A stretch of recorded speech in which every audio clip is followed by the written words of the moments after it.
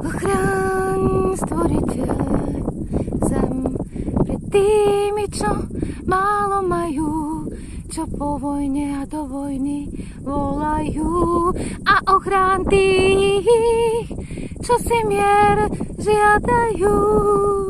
Ochráň, zachráň túto našu krásnu zem s ľuďmi, o ktorých vieme, že ich miluješ. Ty programátor par excellence, zachráň